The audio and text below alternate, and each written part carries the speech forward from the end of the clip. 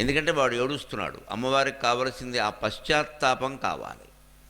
తప్పు చేయడం చేయకపోవడం సమస్య కాదు. మహర్షులు తప్పులు చేశారు, మహారాజులు తప్పులు చేశారు. మనం అంతకంటే గొప్పవాళ్ళమేం కాదు. ఇక్కడ చేయకుండా ఎలా ఉంటాం? మనస్సు దిక్కుమాలిన మనస్సు ఏదో ఒకటి చేయిస్తూ ఉంటుంది మన చేత. అది పెద్ద విషయం కాదు. మహర్షులే మహాదోషాలు చేశారు, మహారాజులు చేశారు. అలాగని మనం చేయమని కాదు. అక్కడ మానసికమైన బలహీనత ప్రపంచం అంతా ఉంది, ఇది సృష్టి అంతా ఉంది, దేవతల్లో కూడా ఉంది. అది పెద్ద విషయం కాదు. ఎవరు తాను చేసిన తప్పుకి పశ్చాత్తాపం చెంది వ్యాసభారతంలో అరణ్యపర్వంలో చెప్పినట్టుగా నకురియాం పునరతి నకురియాం పునరతి, ఇది మళ్ళీ చెయ్యను అని గుడిమెట్ల మీద కూర్చుని ఏడుస్తాడో వాడిని తెల్లరచరికి అన్ని విధాల మహారాజుని చేస్తుంది మనశ్శాంతితో. ఎందుకంటే వాడు ఏడుస్తున్నాడు, తన తప్పు తాను తెలుసుకున్నాడు.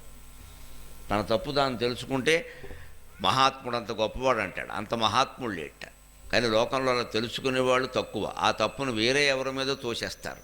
నేను అన్నీ బాగానే చేశానండి, కానీ వాడి వల్ల దెబ్బతినలేదు, వీడి వల్ల వీడు దెబ్బతిన్నాడు. అది ఒప్పుకోడు. అక్కడ మళ్ళీ అహం వస్తుంది. ఆ అహం పోవడమే భండాసుర వధ. ఆ భండాసురుని వధించేటువంటి సైన్యానికి నాయకురాలు ఎవరంటే మనం ఇక్కడ హోమం చేసుకుంటున్న వారాహీదేవి. అందుకే భండా సర్వధోద్యుక్త శక్తి సైన్య శక్తి సేనా సమన్విత అనగానే ఆవిర్భవించింది వారాహీదేవి. ఎందుకంటే ఆ భండాసురుడు అనేవాడు పుట్టడానికి, ఆ అజ్ఞానానికి, ఆ రాక్షసత్వానికి కారణం కూడా ఆవిడ కోరిన వరమే. నా వల్ల ఇది జరిగింది కాబట్టి నేనే చూసుకోవాలి ఈ వ్యవహారాన్ని. ఏదో చాపల్యం కొద్దీ కోరాం, వచ్చేది అయిపోయింది. ఇంక వీడిని ఎలాగ పంపించాలి కదా, లేకపోతే లోకమంతా నాశనం అవుతుంది. అందుకని వాడిని చంపాలి ఏదో రకంగా. అందుకోసం ఆ భండాసుర వధలో సప్తమాతృకులు పాల్గొన్నారు. కానీ అందులో ప్రధాన శక్తి ఎవరంటే వారాహి శక్తి. అందుకే సప్తమాతృకుల్లో 7 ఉన్నప్పటి వారాహి హోమమే ప్రత్యేకంగా చేస్తారు. అది మనకి శక్తినిస్తుంది, ధైర్యాన్ని ఇస్తుంది, సమస్యలను ఎదుర్కోగలిగేటువంటి మానసిక ఉత్తేజాన్ని ఇస్తుంది. అటువంటిది ఆవిడ యొక్క ప్రేమ. సప్తమాతృకులు ఎవరు అంటే బ్రాహ్మీ మాహేశ్వరీ చైవ కౌమారీ వైష్ణవీ తథా వారాహీ చైవ చ ఇంద్రాణి చాముండీ సప్తమాతరః అంటారు. బ్రాహ్మీ, మాహేశ్వరి, కౌమారి, వైష్ణవి, వారాహి, ఇంద్రాణి, చివరావిడ చాముండి, మైసూరు చాముండేశ్వరీదేవి. ఈ 7 రూపాలు కూడా అమ్మవారి యొక్క రూపాలే, లలితాదేవి యొక్క రూపాలే. వాళ్ళందరూ ఈ 7 రూపాలు కూడా ఆవిడ ఇష్ట సఖులు. పరిచారికలు అనకూడదు, వాళ్ళు పరిచారికల స్థాయి కాదు, వేరు. పరిచారికలు, సేవకులు ఆ స్థాయి వేరు, ఇష్టసఖి అంటే ఆ స్థాయి వేరు. ఈ 7 ఇష్ట సఖులు అంటే ఆవిడకి చాలా, ఇప్పుడు బాగా అర్థమయ్యేలా చెప్పాలంటే క్లోజ్ ఫ్రెండ్స్ అంటామే అలాగనమాట. బాగా సన్నిహితులైన స్నేహితురాళ్ళు. ఇదంతా స్త్రీ సైన్యమే మొత్తం. ఈ స్త్రీ సైన్యమే భండాసురుణ్ణి జయించింది. అలాగే మనం ఆ భండాసురుడు అంటే ఏమిటో తెలుసుకుంటే, స్త్రీ సైన్యాన్ని ఎందుకు ఉపయోగించారో, వరాహ రూపం ఎందుకు ఆవిడ ధరించిందో, వారాహీదేవి ఎందుకయిందో, 8 చేతుల్లో 8 రకాల ఆయుధాలు, ఆభరణాలు ఏవి ఎందుకు ధరించిందో మనం తెలుసుకోవచ్చు. ఇవన్నీ ప్రతీకలు. మన దేవాలయ వ్యవస్థ మొత్తం ప్రతీకాత్మకం, సింబాలిజం అంటారు ఇంగ్లీషులో. ఓ చేతిలో ఒక నాగలి పట్టుకుంది ఉంటే అది దేనికో చిహ్నం, ఒక వేణువు పట్టుకుంది ఉంటే అది దేనికో చిహ్నం, శంఖచక్రాలు పట్టుకుంది అంటే శ్రీ మహావిష్ణువుకి చిహ్నం, నాగలి పట్టుకుంది అంటే బలరాముడికి చిహ్నం, వేణువు పట్టుకుంది అంటే కృష్ణుడికి చిహ్నం. అభయహస్తం, వరదహస్తం ఉన్నాయి అంటే సకల దేవతలకి చిహ్నం. మన దేవతా రూపాలన్నీ ఈ చేత్తో అభయమిస్తా, ఈ చేత్తో వరదహస్తాన్ని ఇస్తా, అంటే నీకు భయం లేకుండా నేను చేస్తాను, ఇది అర్థం.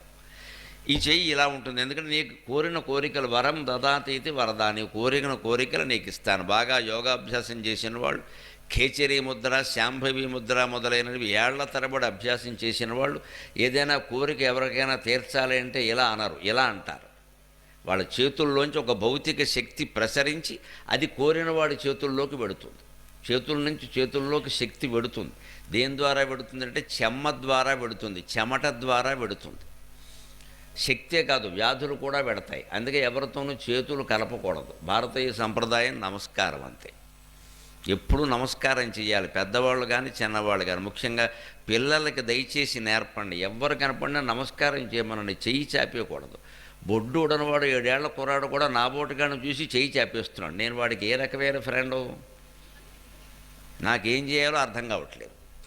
కాదందామంటే చిన్నపిల్లాడు బాధపడతాడు, అవునందామంటే తప్పుడు పని. ఎందుకు చేతులు కలపకూడదు అంటే మర్యాద అమర్యాదకి సంబంధించింది కాదు. మనకి మామూలుగా ఒక ఆచారం ఉంది, గమనించండి. ఉప్పు ఎవరికి చేతిలో వేయొద్దు అంటారు, వేయకూడదు. పెద్దవాళ్ళకి తెలుసు, వేయరు వాళ్ళు. ఉప్పు ఎవరికి చేతిలో వేయకూడదు. అత్యవసరమైతే చెంచాతో వేయాలి, లేదా ఏదైనా ఒక సంచిలో పెట్టి ఇవ్వాలి. ఓ ప్యాకెట్, ఉప్పు ప్యాకెట్ ఇవ్వచ్చు, చాదస్తం పెంచుకోకండి. ఉప్పు ఎవరికి చేతిలో వేయొద్దు అంటే ఉప్పు ప్యాకెట్ ఇవ్వద్దని కాదు అక్కడ. ఉప్పు మనం ముట్టుకుని వాడి చేతిలో వేయొద్దు. ఎందుకంటే ఉప్పు చెమ్మని గ్రహిస్తుంది, చెమటని గ్రహిస్తుంది. మన చేతిలో వేసిన ఉప్పు ఆ చెమటని గ్రహించి అదే చెమటతో సహా అవతల వాడు చేతిలో పడుతుంది.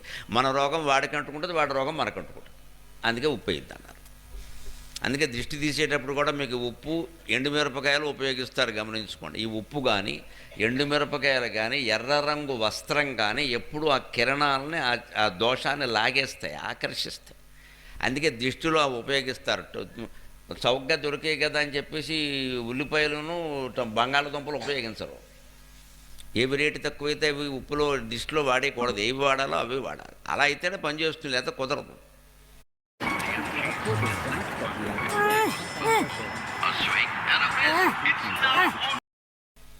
అమ్మవారి పూజకి కూర్చునే వాళ్ళు కూడా ఎరుపు రంగు వస్త్రాలు ఎందుకు ధరిస్తారు అంటే రకరకాల సమాజంలో సృష్టిలో ఆవరించినటువంటి పర్యావరణ కాలుష్యం, వాతావరణ కాలుష్యం, దుష్టశక్తులన్నీ ఉంటాయి. వాటిని ఎరుపు రంగు తొందరగా ఆకర్షిస్తుంది. అందుకే ఎరుపు రంగు డేంజర్కి సంకేతం. గవర్నమెంట్ వాళ్ళు కూడా ఎక్కడైనా ప్రమాదం ఉంటే 2 ఎముకలు వేసి ఎరుపు రంగు వేస్తారు. అక్కడ తెలుపు రంగు వేస్తే ఎవడో పట్టించుకోడు, కనపడదు. ఎరుపు రంగు చీకట్లో కూడా కనపడుతుంది. అందుకే ఎరుపు రంగు చీర, ఎరుపు రంగు వస్త్రాలు. ఈ సేవకులు, పరిచారికలందరూ ఎరుపు రంగు వస్త్రాలు ధరించమండంలో ఉద్దేశం అది. చండీయాగం చేసిన పురోహితులు కూడా ఎరుపు రంగు బట్టల్లోనే ఉంటారు. దానికి ఆకర్షణ శక్తి ఉంది కాబట్టి.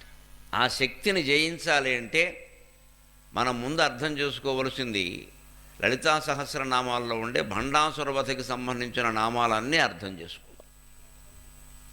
అందుకే వారాహీదేవి వైభవం అంతా బ్రహ్మాండ పురాణంలో ఉంది అన్నారు. బ్రహ్మాండ పురాణంలో దగ్గర లలితా సహస్రం ఇది శ్రీ వేదవ్యాస మహర్షి విరచితే బ్రహ్మాండ పురాణే ఉత్తరఖండే శ్రీ హయగ్రీవాగస్య సంవాదే లలితా రహస్య స్తోత్రం నామ ద్వితీయోధ్యాయ అని ముగిస్తాం కదా మనం ఫలశ్రుతులు. అంచేది బ్రహ్మాండ పురాణంలోనే ఉంది ఆ వైభవం.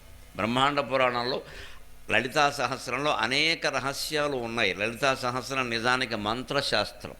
ఆ మంత్రం కూడా ఎటువంటిదంటే అత్యాధునికమైన సైన్సుతో సమానమైంది. అది లలితా సహస్రనామములలై పరితాపమెల్లహరించునుగా లలితా సహస్రనామములలై భవతాపమెల్లహరించునుగా జ్వలన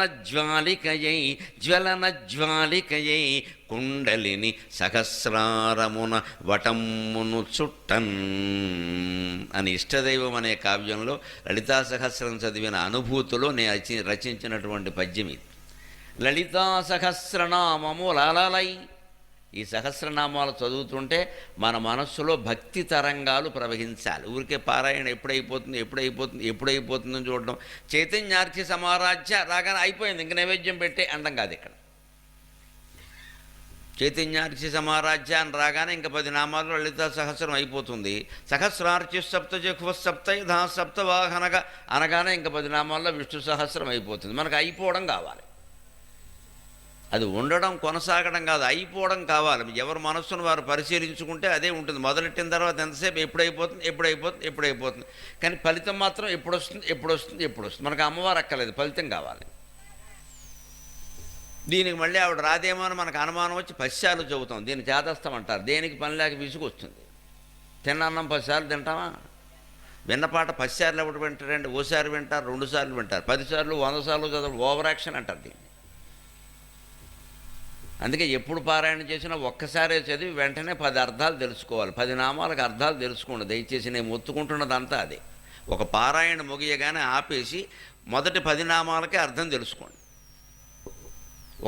ఒక్క వాక్యంలో అర్థం. పెద్ద విశేషాలు, భాస్కరాచార్యుల వ్యాఖ్యానాలు అక్కర్లేదు. మామూలుగా ఊరికే ఒక అర్థం.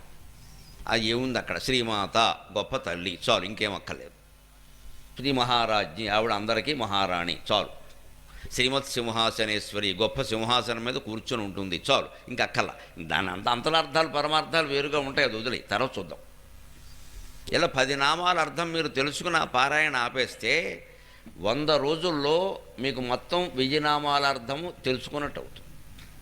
ఏడాదికి 300 పైన రోజులు ఉన్నాయి కదా, 3 ఆవృత్తులు జరుగుతాయి అర్థంతో సహా. రోజు ఒక్కసారి చదివితేనే చాలు. ఓపుకుంటే సాయంత్రం కూడా రెండోసారి చదివామనుకో, నియమం పెట్టుకుని మంచిదే, మరో 10 నామాల అర్థం తెలుసుకో.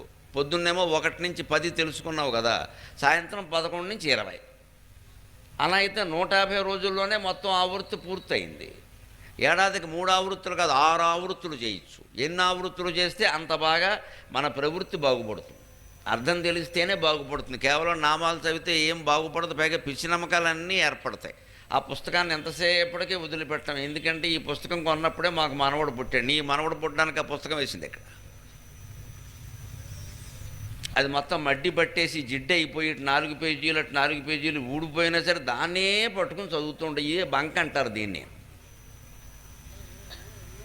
మార్చేయాలి. మార్చేసినప్పుడు ఏమవుతుంది, ఈ పుస్తకాల మీద మమకారం కూడా పోతుంది. పుస్తకంలో ఏముండదు, మన మస్తకంలో ఉంటుంది ఉండేదంతా.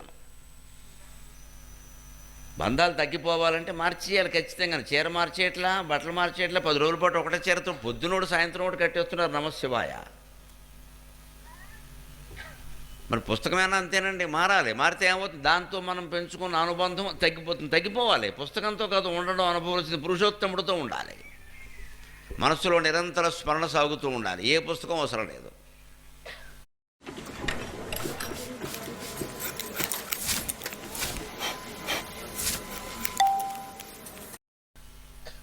దానికి సంబంధించి అజ్ఞానం వదలాలి. ఆ అజ్ఞానం వదలడమే లలితా సహస్రం. అందుకే అవి అలలై భవతాపమెల్ల హరించునుగా. భవం అంటే ఈ జీవితం మొత్తం, ఏదో సంసారం అనుకోకండి, పొరపాటు. జీవితం మొత్తం పుట్టింది మొదలు పోయే వరకు ఉండేదంతా అగ్నే. నీరెక్కడుంది ఇక్కడ, నా తలకాయ సుఖం ఉంది అనుకుంటా. సుఖమేం లేదమ్మా. సుఖం అంటే అర్థం ఏంటంటే దుఃఖానికి మధ్యలో ఉండే గ్యాప్. ఓ దుఃఖం వచ్చింది, తర్వాత మళ్ళీ అయ్యో అమ్మయ్య దీని నుంచి బయటపడ్డాం అనుకుంటాం. మర్నాడు ఇంకోటి వస్తుంది కదా, ఈ మధ్యలో కాస్త ఖాళీ ఉంది కదా ఓ 2 గంటలు, దాన్నే సుఖం అంట. దుఃఖానికి మధ్యలో ఉండే విరామం సుఖం తప్పితే మానవ జీవితంలో సుఖం ఎప్పుడూ లేదు. ఎందుకంటే పుట్టినప్పుడే ఏడుస్తూ పుట్టాం మనం. ఏడుస్తూ పుట్టినవాడికి సుఖం ఎలా ఉంటుందండి? నవ్వుతూ పుట్టినవాడు ఎవడో ప్రపంచం మొత్తం మీద ఒకరిని చూపించండి చాలు నాకు ఇక్కడ. ఏడుస్తూ పుట్టినవాడికి సుఖం ఎలా ఉంటుంది? కానీ దాని నుంచే మనం గ్రహించవలసింది ఏమిటంటే, మనం పుట్టినప్పుడు మనం ఏడిచాం, చుట్టుపక్కల వాళ్ళందరూ నవ్వారు కదా, ఆనందించారు కదా. సరిగ్గా వెళ్ళేటప్పుడు దీనికి రివర్స్లో ఉంటుంది వ్యవహారం. మనం ఎలా ఉంటామో తెలియదు, అందరూ ఏడుస్తూ ఉంటారు, కానీ మనం నవ్వుతూ ఆనందంగా వెళ్ళిపోవాలి. అదే జీవిత రహస్యం. పుట్టినప్పుడు మనం ఏడుస్తూ పుట్టాం, చుట్టూ అందరూ నవ్వారు. పోయేటప్పుడు అందరూ ఏడుస్తారు సహజంగానే, మనం నవ్వుతూ వెళ్ళిపోవాలి, మనం ఏడవకూడదు. ఏడుస్తూ పుట్టిన వాళ్ళం నవ్వుతూ వెళ్ళిపోయేలాగా జీవితాన్ని సాధించాలి అంటే కోరికలు మానేసుకోవాలి లేదా తగ్గించుకోవాలి. ఆ కోరికలకు మూలమే అజ్ఞానం, దాన్నే భస్మం అంటారు. ఆ భస్మమే భండ అంటే మీరు నిఘంటువు చూసుకున్నా తెలుస్తుంది. దేహాత్మ భావన అని వేదాంత గ్రంథాల్లో ఇస్తారు. మామూలు నిఘంటువులో కూడా భండ అంటే భస్మ అని ఇస్తారు. భండ అంటే భస్మప్రాయమైన దేహాన్ని మనం ప్రేమిస్తున్నాం, అదే భండాసురుడు. ఇది భస్మం అని తెలుసు. మన చుట్టాలే పోయారు, పెద్దవాళ్ళు పోయారు, తెలిసి చిన్నవాళ్ళు కూడా పోయారు, కర్మ కాలిపోయి. మనం చూసాం, వాళ్ళ శవదహనం అవుతుంటే మనం వెళ్ళాం, మనమే మైల పట్టాం, అన్నీ చేశాం. కానీ ఇన్ని చేస్తూ ఏమనుకుంటామంటే దానివల్ల పోయాడు, దేనివల్ల పోలేదేమో, మృత్యు వచ్చింది, కర్మ కాలింది, పోయాడు. ఏదో కారణం ఉండాలిగా. మనకే ఉంటుంది ఆ కారణం, దానికే ఉంది. ఏదో కారణం లేకుండా ఉంటుందా? ఒక లారీ ప్రమాదంలో పోతాడు, ఒకడు బస్సు ప్రమాదంలో పోతాడు. పోవడం అనేది మామూలే, ప్రమాదము మామూలే. బస్సు లారీ తేడా, అంతకంటే ఉంది. ఎవరన్నా మనకి బంధువులు మిత్రులు ఎవరన్నా పోతే ఏడుస్తూ కూర్చోవడం కాదు, మనం దాని నుంచి నేర్చుకోవాలి. బట్టి ఈవేళ వాళ్ళు పోయాడు, రేపు మనమేనా, అంతే కదా. అంచేది ఏం చేయాలి? ఈ లోపు ఏం చేయాలి? అలా పోయిన వాడికంటే మనం 1 ఏడాదే చిన్నవాళ్ళం. అంచేది 1 ఏడాది తర్వాత మనం కూడా వెళ్ళిపోతాం, అనుమానం వెళ్ళా. అంచేది ఈ ఏడాది మనకి చాలా చివరి ముఖ్యమైన సంవత్సరం అనమాట. అని కౌంట్ డౌన్ అంటారే. 365, 364, 363 అయిన రోజులు లెక్కెట్టుకుని ఏమి సాధించాం, ఆత్మజ్ఞానం సాధించామా లేదా నేర్చుకోవాలి. అదే భండాసుర వధ. అవి భవతాపాన్ని హరిస్తాయి. ఎందుకే లలితా సహస్రనామాలు. చివరికి ఏ అభ్యాసానికి వెళ్ళాలి? జ్వలన జ్వాలికయై కుండలిని సహస్రారమున వటమ్మును చుట్టన్. ఈ సహస్రారంలో మనకి మాడు అనే ప్రదేశంలో చాలా గుబురుగా ఉంటుంది, ఒక వటవృక్షంలా ఉంటుంది. వటం అంటే మర్రి చెట్టు. మర్రి చెట్టు ప్రత్యేకత ఏమిటి? మిగిలిన చెట్ల కంటే వేళ్ళు బాగా లోపలికి వెళ్ళిపోతాయి మర్రి చెట్టుకి, కొమ్మలు బాగా ఎదుగుతాయి, వ్యాపిస్తాయి. అంతేకాదు మర్రి చెట్టు వ్యాపించినట్టుగా మరేది వ్యాపించదు. మర్రి చెట్టు కొమ్మల నుంచి మళ్ళీ ఓడల కిందికి దిగుతాయి. కింద వేళ్ళు ఉన్నాయి, కాండం ఉంది. కాండము చాలా పెద్దది. మర్రి చెట్టు కాండం చాలా లావుగా ఉంటుంది. పెద్ద మర్రి చెట్టు గుహలు ఉంటాయి. ఆ తొర్రలు లేక పావులే ఉంటాయి. అసలు ఒక్కొక్క మర్రి చెట్టు తొర్ర అయితే ఒక కుటుంబం నివాసం ఉండొచ్చు. అందులో 2 గదులు ఉంటే డబుల్ బెడ్రూమ్ కూడాను సుఖంగాను ఉండొచ్చు. మర్రి చెట్టు అంత ఉంటుంది. ఆ పైన కొమ్మలు, ఆ కొమ్మలు చాలా పెద్దగా ఉంటాయి. కొమ్మలకు మళ్ళీ చిన్న చిన్న రెమ్మలు. దీనికి తోడు మళ్ళీ ఆ కొమ్మల నుంచి ఓడలు కిందికి దిగుతాయి. కిందికి దిగిన ఓడలు తిన్నగా ఉంటాయా, మళ్ళీ భూమిలోకి వెళ్ళి మళ్ళీ పైకి వస్తాయి. అందుకే విష్ణు సహస్రంలో 3 చెట్ల నుంచి చాలా నేర్చుకోండి అని చెప్పారు. న్యగ్రోధో ఉదుంబరో అశ్వత్థక చాణూగ్రాంధ్ర నిషోధనక. న్యగ్రోధం, ఉదుంబరం, అశ్వత్థం. న్యగ్రోధం అంటే మర్రి చెట్టు, ఉదుంబరం అంటే మేడి చెట్టు, అశ్వత్థం అంటే రావి చెట్టు. ఈ 3 చెట్లే ఇచ్చాడు. ఇంక విష్ణు సహస్రం చెప్పినటువంటి భీష్ముడికి కానీ, దాన్ని తాటాకుల మీదో ఈతాకుల మీదో పెట్టిన వ్యాసుడికి కానీ ఇంక చెట్లు లేవేటి. ఇక్కడ రావి చెట్టు లేదా, మామిడి చెట్టు లేదా. ఎవరు పెట్టద్దన్నారు? పెట్టలేదు. మామిడి చెట్టు పెట్టలేదు, వేప చెట్టు పెట్టలేదు, మర్రి చెట్టు పెట్టాడు. ఎందుకంటే నీ జీవితం కూడా మర్రి చెట్టులాగే విస్తరిస్తోంది, గమనించుకోవయా. కాండం పెరిగింది, కొమ్మలు పెరిగాయి, రెమ్మలు పెరిగాయి, మళ్ళీ అంతరంతో వదిలేవా ఓడల కిందికి వచ్చే, కింది నుంచి మళ్ళీ పెరిగి ఈ పెరగ నీకు ఎక్కడొక్కడ ఆపేది దీన్ని. ఆ న్యగ్రోధం పెరుగుతోంది, జాగ్రత్తగా ఉండు అనడానికే మర్రి చెట్టు చుట్టూ తిరగమని చెప్తారు. చుట్టూ దీపాలు పెట్టేసి నూనె పోసి ఎదుటివాడు జారిపోయేలాగా పాడు చేసేమని కదా దాన్ని. మనం చేసే పనాల్లో దాన్ని దీపాలు పెట్టేసి నూనె పోసేసి ఇంకెవడో తిరగకుండా చేసేస్తాం దాన్ని. చుట్టూ తిరగడం అంటే ఒక మనిషి చుట్టూ తిరుగుతున్నాం. మనకి ఓ మాట చెబుతాను సరదాగా బాగా అర్థమయ్యేలాగా. కొంతమంది ఎవరైనా హత్య చేయాలనుకున్నారనుకోండి, రెక్కి వేస్తారు. 3 రోజులు రెక్కి వేశారు, తర్వాత పొడి చేశారంటారు. రెక్కి ఎందుకు వేస్తారు? ఎలా పొడి చేయాలో తెలుసుకోవడానికి. వీడు ఎప్పుడు వస్తున్నాడు బయటికి, ఎక్కడికి వెడుతున్నాడు, ఒక్కడు వస్తున్నాడా, ఏ కారు ఎక్కుతున్నాడా, కారు నెంబర్ ఎంత, మీకు ఈ వివరాలన్నీ ఎలా తెలుసు అనకండి. పేపర్లో చూశాను, మనకు అనుభవం లేదు అందులో. అన్నీ చూస్తారు. 3 రోజులు రెక్కి వేస్తారు. ఒక్కడు పెడుతున్నాడా, భార్యతో పెడుతున్నాడా, ఎవరితో పెడుతున్నాడు, వీడి అసిస్టెంట్ ఎవడు, వీడికి ఎవడం, ఇవన్నీ చూస్తారు. ఇవన్నీ చూడడం కోసం ఏం చేస్తారు? రెక్కి అంటే చుట్టూ తిరుగుతారు, ఆ ఇంటి చుట్టూ తిరుగుతారు. మనం కూడా చెట్ల చుట్టూ తిరగడం ఎందుకంటే చెట్టు తత్వం మన తత్వం తెలుసుకోవడానికి. దాని తోరణాలు రవికల కొట్లు కట్టేసి పాడు చేయడానికి కాదు. మొత్తం చెట్లన్నీ పాడైపోయి వేళ.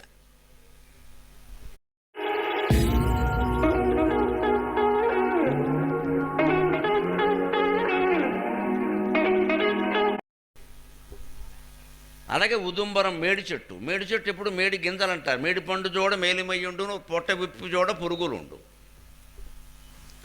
మనకు కూడా చాలా విషయాలు జీవితం ఎలా ఉంటుందంటే, మేడిపండు పైకి చాలా ఒక ఉద్యోగం రాగానే బ్రహ్మాండం ప్యాకేజీ అంటాడు. వాడు అందులో చేరిన తర్వాత ఒక్క పూట ఖాళీ ఉండదు. వీడికి 11ంటికి గదిలోకి ఎడతాడు సాఫ్ట్వేర్ అని, రాత్రి 11 వరకు బయటికి రాడు. ఇంకా సంసారం ఎక్కడదు, సంతానం ఎక్కడదు, ఇంకా అయిపోయింది. ఇంకా ఇదే మేడిపండు అంటే. ఉద్యోగం రాగానే మేడిపండు, తర్వాత పొట్ట విప్పు చూడ పురుగులుండు. అందుకే జాగ్రత్తగా ఉండని చెప్పాడు. అందుకే ఉదుంబర వృక్షం ఉండవు, గ్రోధ ఉదుంబ అశ్వత్థం. రావి చెట్టు చుట్టూ ప్రదక్షిణం చేయమన్నారు. ఎందుకని రావి ఆకులకి ఇతర చెట్టు, వేరే చెట్టు ఆకులకి తేడా ఉంది. మర్రి చెట్టు ఆకులు గాలి గట్టిగా వీస్తే కానీ కదలవు, బాగా దృఢంగా ఉంటాయి, కొంచెం మందంగా ఉంటాయి. రావి ఆకులు అలా కాదు, సన్నగా ఉంటాయి. దానికి ఈయన ఉంటుంది చివర, చాలా సన్నగా ఉంటుంది. అసలు గాలి ఏమాత్రం లేకపోయినా కూడా ఇలా ఆడుతూనే ఉంటుంది. రావి చెట్టును సంస్కృతంలో చలపత్రం అంటారు. దాని పేరే చలపత్రం. ఎప్పుడూ దాని ఆకులు చెలుస్తూ ఉంటాయని అర్థం. అలా చెలించే ఆకులు కలిగిన చెట్టు మరొకటి లేదు, రావి చెట్టు తప్ప. రావి చెట్టు చుట్టూ ఎందుకు ప్రదక్షిణం చేయమన్నారు? అది మహావిష్ణు స్వరూపం అని చెప్పారంటే, మన జీవితం కూడా చలపత్రమే. గ్రహించుకో అబ్బాయి, ఈవేళ ఉన్నట్టుగా రేపు ఉండదు, వెళ్ళిపోతావు, జాగ్రత్త పడు. ఆ రావి చెట్టు ఆకులు, పిప్పల పత్రాలు ఎంత చెలుస్తున్నాయో మన జీవితం కూడా అంతే. మన కళ్ళ ముందు వెళ్ళిపోయిన వాళ్ళని మనం చూడలేదా? దృఢంగా లావుగా ఏ రోగము లేని వాళ్ళు కూడా వెళ్ళిపోయారు రకరకాల. ఆయనకి ఏమీ లేదండి వెళ్ళిపోయాడంటే నీకు తెలియదు, ఆయనకు ఉండేదేదో ఆయనకు ఉంది అక్కడ. ఇలాగ న్యగ్రోధం అని చెప్తారు. అందుకని ఓడలు వేసుకుపోతుంది ఇక్కడ. అలాంటి వటం ఛేదించడానికి వటమే ఎప్పుడు. ఇక్కడ మన మాడు దగ్గర కూడా బ్రహ్మరంధ్రం దగ్గర వటం ఉంది. అక్కడ అది అమ్మవారి యొక్క స్థానం. శివకామేశ్వరాంకస్థ శివ స్వాధీన వల్లభ సుమేరు మధ్యశృంగస్థ శ్రీమన్నగర నాయక. ఆ సుమేరు మధ్యశృంగము అంటే ఆ మర్రి చెట్టే. శ్రీమన్నగర నాయక, అక్కడ ఉన్నటువంటి సృష్టి అనేటువంటి వ్యాపించినటువంటి మహానగరం ఉంది. ఆ మకరా నగరానికి నాయికే లలితాదేవి. అక్కడి నుంచి దాని నుంచి బయటపడాలి అంటే వటమ్మును చుట్టం జ్వలన జ్వాలికలాగా ఒక ఆవిడ పుట్టాలి. ఆ పుట్టినటువంటి జ్వలన జ్వాలికే వారాహీదేవి సరిగ్గా. ఆవిడ గురించి భండాసుర వధలో ఎక్కడ చెబుతారని జ్వాలామాలినిక క్షిప్తవన్ని ప్రాకార మధ్యగా. జ్వాలామాలినిక అనేటువంటి మాట వారాహీదేవికి మరొక పేరు, జ్వాలామాలినిక అనే మాట.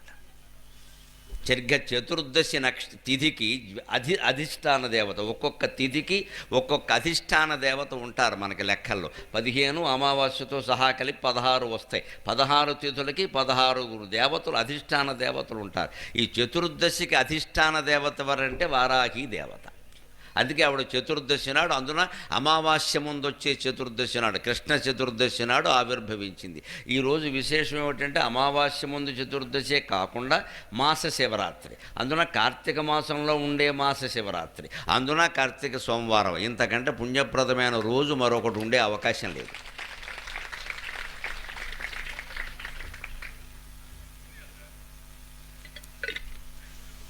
ఇన్ని అంశాలు ఒకే చోట కలవడం అనేది ఎక్కడా జరగదు. ఇవాళ మన అదృష్టవశాత్తు కలిగింది అలా. అటుగా అందుకే ఆ భండాసుర వధలో ఆ మొత్తం నామాల యొక్క వరుస గమనించండి. దేవర్షి గణ సంఘాత స్తూయమానాత్మవేభవ భండాసుర వధోద్యుక్త శక్తి సేనా సమన్విత సంపత్కరీ సమారూఢ సింధురవ్రజ సేవిత సంపత్కరై సమారూఢ సింధురవ్రజ సేవిత అశ్వారూఢాధిష్ఠిత అశ్వకోటి కోటిభిరావృత చక్రరాజ రథారూఢ సర్వాయుధ పరిష్కృత గేయ చక్రరథారూఢ మంత్రిణీ పరిసేవిత కిరిచక్ర రథారూఢ దండనాథ పురస్కృత జ్వాలామాలినికా క్షిప్తవన్ని ప్రాకార మధ్యగా కిరిచక్ర రథారూఢ దండనాథ పురస్కృత జ్వాలామాలినికా క్షిప్తవన్ని ప్రాకార మధ్యగా భండ సైన్య వధోద్యుక్త శక్తి విక్రమహర్షిత నిత్యా పరాక్రమాటోపనిరీక్షణ సముత్సుక భండపుత్ర వధోద్యుక్త బాలా విక్రమనందిత మంత్రిణ్యంబా విరచిత విషంగవధతోషిత విశుక్ర ప్రాణకరణ వారాకి వీర్యనందిత కామేశ్వర ముఖాలోక కల్పిత శ్రీగణేశ్వర మహాగణేశ నిర్భిన్న విఘ్నయంత్ర ప్రహర్షిత భండాసురేంద్ర నిర్ముక్త శస్త్ర ప్రత్యస్త్రవర్షిణి కరాంగుళి నకోత్పన్న నారాయణ దశాకృతి మహాపాశుపతాస్త్రాగ్ని నిర్దగ్ధాసుర సైనిక కామేశ్వరాస్త్ర నిర్దగ్ధ సభండాసుర శూన్యక బ్రహ్మోపేంద్ర మహేంద్రాది దేవ సంస్థుత వైభవా. ఇంతవరకు 20 వారాహి హోమాన్ని ప్రత్యేకంగా చేస్తారు. వారాహి రూపాన్ని దర్శించిన అర్థమవుతుంది. ఆవిడ సమస్త దేవతా స్వరూపిణి. మీరు ఆ అష్టభుజాల్లో ఉన్నవి చూడండి. ఒక 2 చేతుల్లో శంఖచక్రాలు ఉంటాయి, ఒక 2 చేతుల్లో పాశం అంకుశం అంటే లలితాదేవి, 2 చేతుల్లో శంఖచక్రాలు ఉండంటే శ్రీ మహావిష్ణువు. ఇంకా ఒక చోట ఖడ్గం, ఒక చోట అస్త్రం లాంటివి పెడతారు, ఇంకో చోట హలం నాగలి వేణువు వారు కరపత్రంలో వేశారు వారాహీదేవి చేతులు. అందులో ఒక చేతిలో హలం ఉంది నాగలి, ఇంకో చేతిలో వేణువు ఉంది. హలం ఎవరికి సంకేతం? బలరాముడికి సంకేతం. వేణువు ఎవరికి సంకేతం? కృష్ణ పరమాత్మకి సంకేతం. అంచేత బలరామకృష్ణులు కూడా ఆవిడ స్వరూపమే. అంతిమంగా ఈ చేతిలో అభయం ఉంది, ఈ చేతిలో వరదహస్తం ఉంది. ఇన్ని ఆయుధాలు ధరించింది, ఇంతమంది రూపాలతో నేను వచ్చింది ఎందుకంటే నీకు అభయం ఇవ్వడానికి, నీ కోరికలు తీర్చడానికి. ఇది అమ్మవారి యొక్క రూప సారాంశం. మనం దేనికి భయపడకరు. ఒకడు భయం అయితే అమ్మవారికి నమస్కారం చేసుకుని ఏదో ఇంకా ఏవో పిచ్చి కోరికలు ఉన్నాయి. ఏం పోయింది? మనమేమో సామ్రాజ్యాలు అడిగామా? పిల్లలకి పెళ్ళిళ్ళు అడుగుతాం, ఉద్యోగాలు అడుగుతాం, స్థిరపడమని అడుగుతాం, మహా అయితే ఆరోగ్యం అడుగుతాం. అంతకంటే ఏం అడుగుతున్నామంటే ఇక్కడ మనం ఆయన కోట్లు ఇమ్మని ఆవిడ అడుగుతాం. ఒకవేళ ఇస్తే మాత్రం దాచుకోవడం మనకేమైనా తెలుసా? అంత పెద్ద నాయకులు ఎవరున్నారు మనలో? ఇక్కడ అంత సామాన్య జనమేనా? మనం కోరేవన్నీ మామూలు కోరికలే. అందుకని అవి తీరుస్తుంది ఆవిడ. అది కోరికలు తీర్చడంలో ఇబ్బంది లేదు. ఆర్తో అర్ధార్థి జిజ్ఞాసు అంటాడు భగవద్గీతలో కూడా. ఆర్తి చెంది నన్ను ప్రార్థిస్తే వాడి భయాన్ని నేను పోగొడతా అని కృష్ణ పరమాత్మ చెప్పాడు. కృష్ణ పరమాత్మ రూపం ఈవిడ రూపమే. అందుకే ఒక చేతిలో వేణువు ఉంటుంది. ఇక స్త్రీ దేవతలలో అందమైన రూపం ఎవరంటే లలితా పరా భట్టారి. కాబట్టి మించినటువంటి సౌందర్య లహరి ప్రపంచంలో ఉండే అవకాశం లేదు. అందుకే శంకరాచార్య స్వామి ఆవిడ మీద రచించిన గ్రంథానికి సౌందర్య లహరి అని పేరు పెట్టారు. ఇది సౌందర్య ప్రవాహం అయ్యా, నువ్వు తట్టుకోలేవు అన్నారు. ఆ మహామాయ, ఆ మహాశక్తి కాబట్టే మన ఆవిడ ఆకర్షిస్తోంది బాగా. ఎలా అయ్యాడు ఒక బికారి రాత్రికి రాత్రే 1200 కోట్లకు అధిపతి? ఎందుకు సిటీలోని టాప్ బిజినెస్ మ్యాన్ ఎంతో గారాబంగా పెంచుకున్న తన అప్సరస లాంటి అందుకని ఆ నామాల వరుస గమనించండి. దేవర్షి గణ సంఘాత స్తూయమాన ఆత్మవైభవ. భండాసురుణ్ణి చంపవలసిన అవసరం వచ్చినప్పుడు ఎవరి వల్ల కాలేదు. బ్రహ్మదేవుడి వల్ల కాల, విష్ణువు వల్ల కాల. విష్ణువు భండాసురుణ్ణి చంపడానికి 10 అవతారాలు ఎత్తాడని చెప్పారు. కరాంగుళి నఖోత్పన్న నారాయణ దశాకృతికి. మత్స్య కూర్మ వరాహ నరమృగ వామన భార్గవ రామ పరశురామ రామ కృష్ణ బుద్ధి కల్క్యాది అవతారాలు ఎత్తర. భండాసురుడు పోల. అంత గొప్పవాడే. ఎందుకంటే భండాసురుడికి ఒక రూపం లేదు ప్రత్యేకించి. మన ఊరికి పురాణ కథలో ఒక రాక్షసుడు ఏదో వాడుకో వేషం వేసి అమ్మవారు ఏదో వాహనాల్లో వచ్చినట్టు ఆయన చంపినట్టు. ఇదంతా సింబాలిజం, ఒక సినిమా, ఓ నాటకం, సినిమా లేకపోతే నీకు అర్థం కాదు కదా. అందుకని ఇవన్నీ కల్పన చేస్తారు. వాస్తవం ఏమిటంటే అంత తేలికైన విషయం కాదు ఇది. వాడు శరీరంతో ఉంటే చంపచ్చు. మన శరీరం రూపంలోనే ఉన్నాడు భండాసురుడు. ఎలా ఉన్నాడు అంటే ఈ దేహం మీద మనకుండే ఆత్మ ప్రేమ ఉంది. ఇదే నేను అనుకోవడం, అదే ఆత్మవైభవం. దేవర్షి గణ సంఘాత స్తూయమాన ఆత్మవైభవ. అందరూ వచ్చి దేవతలు, బ్రహ్మేంద్రాది దేవతలందరూ వచ్చి అమ్మవారి యొక్క వైభవాన్ని స్తుతించారట. అమ్మా, నువ్వు ఆత్మస్వరూపానివి, నువ్వు ఆత్మస్వరూపానివి, అన్నీ నువ్వే, సర్వం కల్విదమేవాహం నాన్యదస్తి సనాతనం అంటారు దేవీ భాగవతంలో. అంటే అన్నీ నువ్వేనమ్మా అన్నారు. అప్పుడు నేను ఆత్మస్వరూపాన్ని కదా, ఇప్పుడు మీకు ఏం కావాలో చెప్పండి అందుకే ఆవిడ. అంటే ఆవిడే మర్చిపోయింది ఆవిడ స్వరూపాన్ని. దేహం ఉండేసరికి ఏమనుకుంటారు, ఈ ఆయుధాలు ఆభరణాలు ఇదే నా స్వరూపమేమో. అందుకే ఆత్మవైభవ అన్నాడు. గమనించండి, శరీర వైభవాన్ని చెప్పలేదు. అమ్మా నువ్వు అద్ధరించావు, ఇద్ధరించావు, ఇంత అందంగా ఉన్నావు, అంత అందంగా ఉన్నావు అని చెప్పాల. అమ్మా ఆత్మస్వరూపురాలవి అజ్ఞానంలో ఉంటే రాక మా అందరి అజ్ఞానాన్ని పోగొట్టమ్మా అని. పోగొడతా భండా సర్వధోద్యుక్త శక్తి సేనా సమన్విత. అప్పుడు ఆ భండాసురుడనే, భస్మాసురుడనే, దేహాత్మ భ్రాంతి అనే అజ్ఞానాన్ని పోగొట్టడానికి శక్తి సేనా సమన్విత సప్తవిధ శక్తులతో ఆవిడ ఆవిర్భవించింది. అవే సప్తమాతృకలు. అందులో వారాహీదేవి చాలా ముఖ్యమైన దేవత. శక్తి సేనా సమన్విత అలా ఆవిర్భవించింది ఆవిడ. అప్పుడు యుద్ధం మొదలైంది. యుద్ధం ఎలా మొదలైంది? సంపత్కరీ సమారూఢ సింధురవ్రజ సేవిత. ఆ నామం చూడండి ఎంత గొప్పదో. సంపత్కరీ సమారూఢ సింధురవ్రజ సేవిత. మామూలుగా అర్థం చెప్పుకుంటే సంపత్కరి, ఆవిడ ఎక్కి వచ్చిన ఏనుగు ఉందే దాని పేరు సంపత్కరి. దానికి ఇంకా తంత్రశాస్త్రంలో పేరు చెప్పాలంటే రణకోలాహలం. భాస్కరాచార్యులు వారు లలితా సహస్ర వ్యాఖ్యానంలో ఆ ఏనుగు పేరు చెప్పారు. అమ్మవారు ఎక్కువ వచ్చిన ఏనుగు పేరు రణకోలాహలం. అంటే యుద్ధంలో పెద్ద కోలాహలాన్ని సృష్టిస్తుంది అన్నమాట ఏనుగు. యుద్ధం మామూలుగా జరుగుతూ ఉంటే మామూలు గుర్రాలు, సైనికులు పాల్గొనడం వేరు. ఒక ఏనుగు వచ్చిందనుకోండి యుద్ధంలోకి, ముందు అందరూ భయపడిపోతారు. మనం ఇక్కడ ప్రశాంతంగా ఎందుకు కూర్చున్నాం? ఏనుగు రాలేదు కాబట్టి. ఒక్క ఏనుగు ఇక్కడికి వచ్చిందనుకో, మీకంటే ముందు నేనే పారిపోతాను. నాకెందుకు వచ్చిన గొడవ? నా గురించి మీరు అందరూ వచ్చి నేను వెళ్ళిపోతాను ముందు. చూసుకుంటామేంటి? యుద్ధంలో కూడా అంతే. మహాగజం ప్రాప్య యథా నరేంద్రక అంటారు. మహారణం ప్రాప్య యథా గజేంద్రక అని వాల్మీకి పున్నమనాడి ఆకాశంలో చందమామను వర్ణిస్తాడు సుందరకాండలో. పున్నమనాడు ఆకాశంలో చందమామ ఎలా ఉన్నాడు అంటే మహారణం ప్రాప్య యథా గజేంద్రక. అంతవరకు ఒక పెద్ద యుద్ధం జరుగుతూ ఉంటే ఆ యుద్ధం మధ్యలోకి ఒక గజేంద్రుడు వస్తే ఎలా ఉంటుందో ఆకాశంలోకి చందమామ వస్తే అలా ఉంది. ఆకాశం అంతా యుద్ధరంగం అనమాట. అందులోకి చందమామ వచ్చాట. అది ఎలా ఉందంటే మహారణం మధ్యలోకి ఏనుగు వచ్చినట్టుగా ఉంది. ఏనుగు వచ్చేసరికి ఒక 1000 మంది పారిపోతారు. అంతకుముందు దేనికి పారిపోరు, వాళ్ళు ఉంటారు. ఏనుగు వచ్చి అది ఏమి చేయకపోయినా సరే. దాన్ని ఇక్కడ వ్యాస మహర్షి పెట్టిన పేరు గమనించండి, తత్వం అర్థమవుతుంది. సంపత్కరి. మన సంపదలే మనకి ఏనుగు. మన అజ్ఞానానికి మూలం ఏమిటంటే మన సంపద. ఆ సంపద రాగానే మనిషి ఎలా తయారవుతారంటే మదించిన ఏనుగులా తయారవుతాడు. ఇంకా అచ్చ తెలుగులో చెప్పాలంటే దున్నపోతులా తయారవుతాడు. అమ్మవారు ఎక్కిన ఏనుగు, దాని పేరు, అది ముఖ్యం కాదు ఇక్కడ. సంపత్కరీ సమారూఢ సింధురవ్రజ సేవితాయ నమః అని చామంతి పువ్వు పెట్టడం అంతకంటే ముఖ్యం కాదు ఇక్కడ.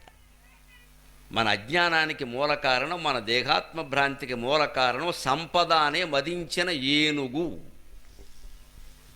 ఆవిడ ఆ ఏనుగు మీద ఎక్కి వచ్చింది వారాహిదేవి ముందు, సంపత్కరీ సమారూఢ. ఆవిడ మళ్ళీ ఏమి సేవిస్తున్నాయి? సింధుర వ్రజ సేవిత. సింధురము అంటే ఏనుగు, చిన్న ఏనుగులు సేవిస్తున్నాయి. ఆవిడ పెద్ద ఏనుగు మీద ఎక్కి వచ్చింది. ఆ ఏనుగు పేరు రణ కోలాహలం. యుద్ధంలో ఎంత కోలాహలమైనా చేస్తుంది.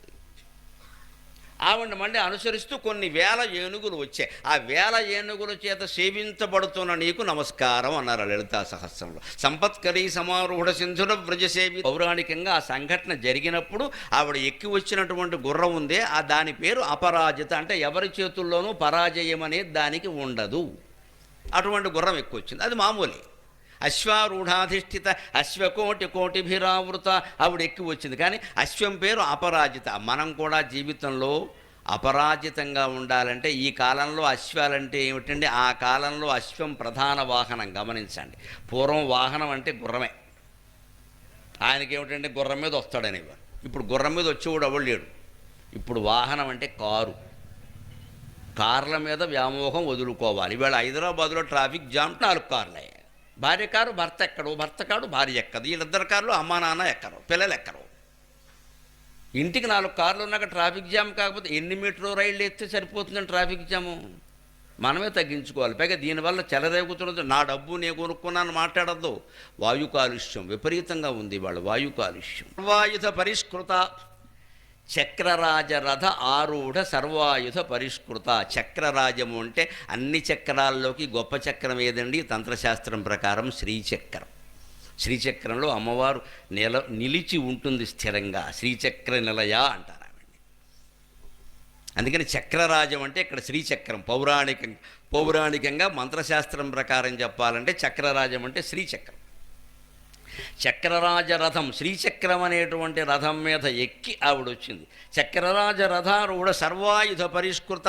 అక్కడ ఆవిడకి అన్ని రకాల ఆయుధాలు, ఇందులో పెట్టిన ఆయుధాలు ఉన్నాయి. గొడ్డలి, ఖడ్గం, ధనుస్సు, బాణం, శంఖం, చక్రం మొదలైనవన్నీ ఆవిడికి పరిష్కారాలుగా ఉన్నాయి. పరిష్కారం అంటే మనం అనుకున్నట్టుగా సమస్య పరిష్కారం కాదు. సంస్కృతంలో పరిష్కారం అంటే ఆభరణం. పరిష్కారం అలంక్రియా అంటారు. పరిష్కారం అంటే సంస్కృతంలో ఆభరణం అని అర్థం. తెలుగులోకి వచ్చేసరికి సాల్వింగ్ ఏ ప్రాబ్లం, ఒక సమస్య పరిష్కారం అనే అర్థంలోకి వచ్చింది ఆ మాట. సంస్కృతంలో ఆభరణం అని అర్థం. అందుకే సర్వాయుధ పరిష్కృత. అన్ని ఆయుధాలు ఆవిడికి ఆభరణాలు అయ్యాయి. ఆయుధాన్ని ఎప్పుడూ ఆభరణంగా ధరించాలి. అవసరమైతే ఆభరణాన్ని ఆయుధంగా వాడాల్సి ఉంటుంది.